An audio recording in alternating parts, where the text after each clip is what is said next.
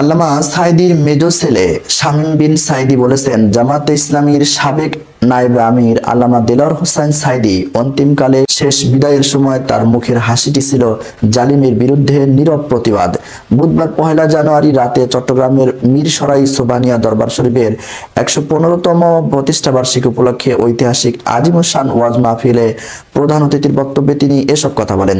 শামীম বিন সাঈদী বলেন, কোরআনের পাখিকে জেলখানা থেকে হাসপাতালে নিয়ে আসা হলো হার্ট অ্যাটাকের কথা বলে। হার্ট অ্যাটাকের রোগী হুইল চেয়ারে চলে নাকি স্ট্রাকচারে শুয়ে থাকেন?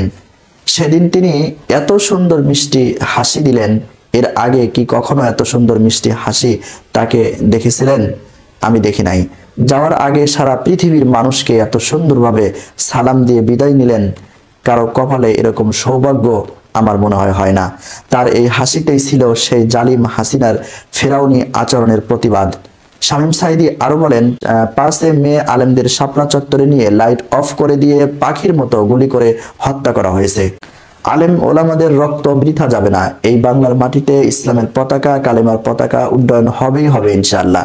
সোবহানিয়া জামিয়া নাসিরিয়া স্ট্রাক ময়দানে অনুষ্ঠিত মাহফিল বাংলাদেশ মজলিসুল মুফাসসিরিনের সহসভাপতি ও সোবহানিয়া কমপ্লেক্সের মীরসরাইয়ের পীর সাহেব শাহ আব্দুল মোমেন নাসিরির সভাপতিত্বে বিশেষ মেহমান হিসেবে উপস্থিত ছিলেন পীর সাহেব, শিক্ষক তামিরুল মিল্লাত কামিল মাদ্রাসার সাবেক অধ্যক্ষ আল্লামা জয়নুল আবেদিন প্রমুখ।